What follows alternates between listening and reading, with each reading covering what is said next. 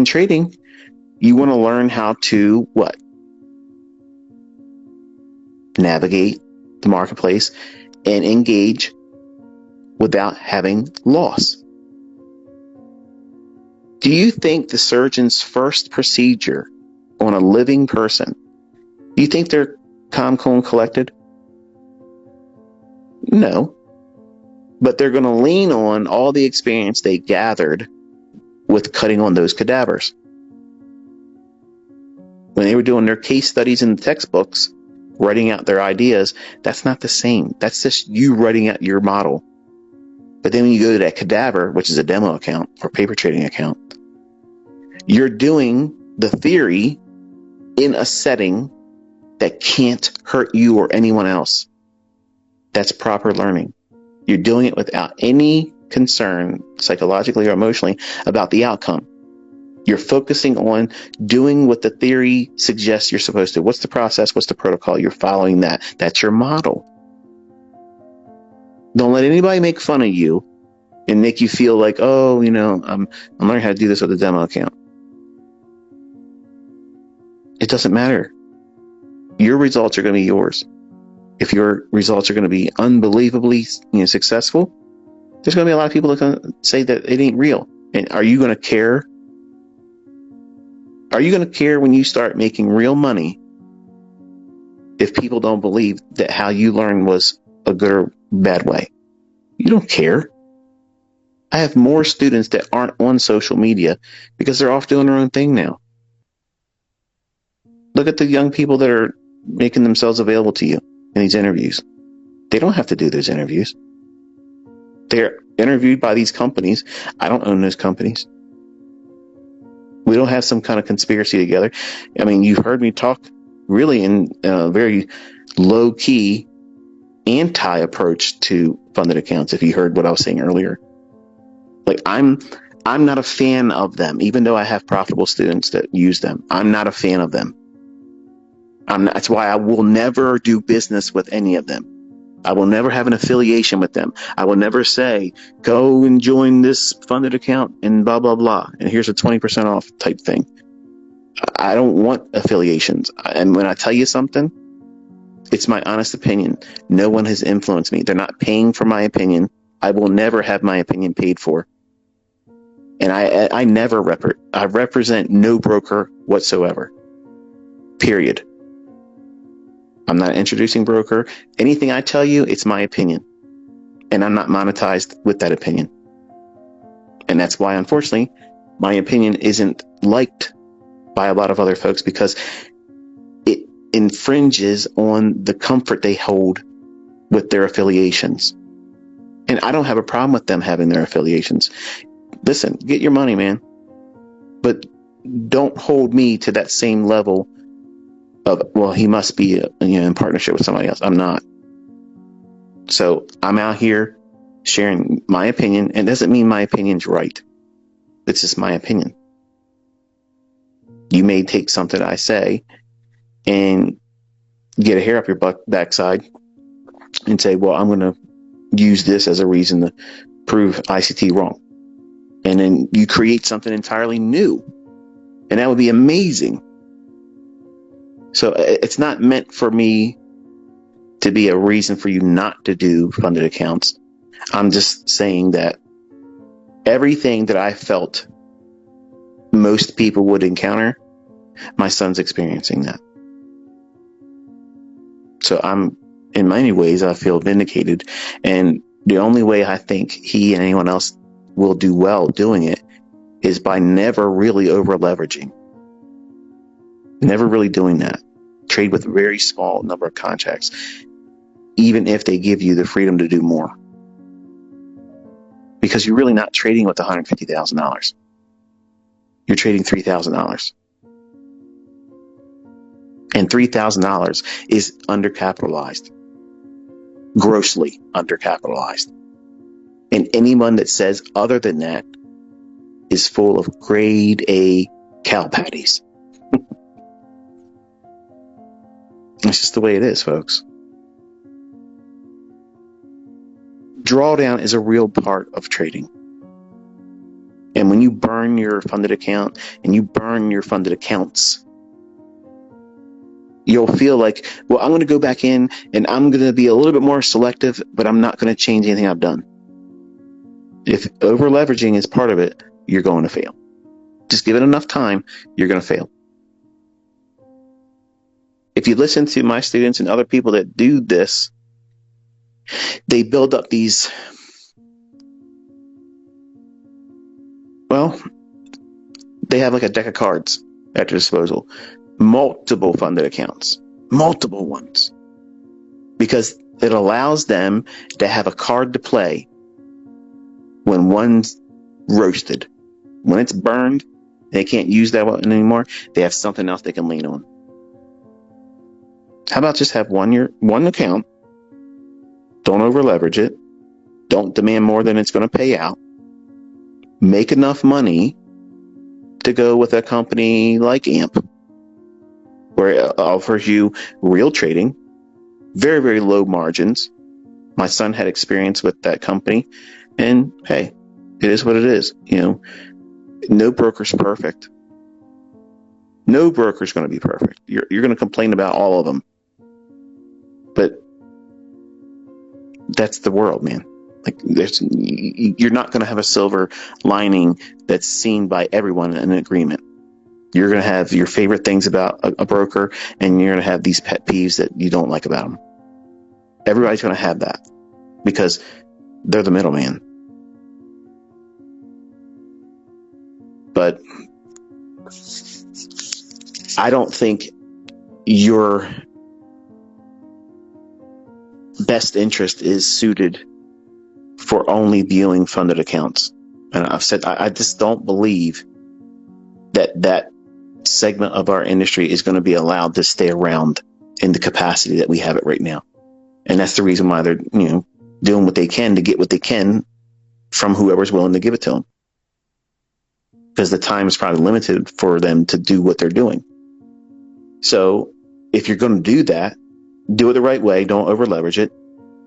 Make what you need to cover the costs and build up enough money to go with a real broker that allows you to trade with real funds in a real account, that allows you to have more drawdown, like in the real world, greater than $3,000. Because $3,000 is nothing. Literally nothing. I spent $3,000 this morning just shopping for things that would never really cost that much 5 years ago. But if I want to stock up on stuff, that's what it costs now. But $3,000 in trading, you were really undercapitalized. And you're paying monthly dues to be undercapitalized. And you can't trade past 4 o'clock. When, hey, sometimes earnings season, you'll see moves that are after hours, right? You'll never be able to capture any of that. Now, is that a deciding factor that should keep you from doing funded accounts? Probably not. But it's something that a real brokerage account doesn't place a limit on. So, just food for thought. I can have him in a stage 2 funded account like that. No problem at all. Easy peasy, lemon squeezy. But he's going through something. And I have to let the natural order of things push him to a point where he has to identify what he's doing isn't going to work. And today I proved that what I teach and what I do does in fact work. Even in a condition where you think that what you're doing will eventually materialize in the outcome you want, you probably don't have the resources, the patience, or the money to keep resetting until that thing unfolds like you hope it will. And he won't ever run out of money. What he'll run out of is trust in what he's doing is going to lead to the result that he's looking for. And I'm trying to let the natural process that everybody goes through this. Some more than others, some much harder than others.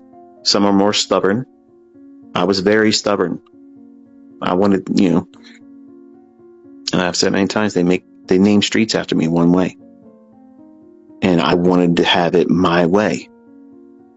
My way. And if I'm teaching, you can't come here and expect me to teach you a different way than I'm willing to teach. It isn't your way mentorship. It's my way. And if you don't like how I teach it, nothing's keeping you here.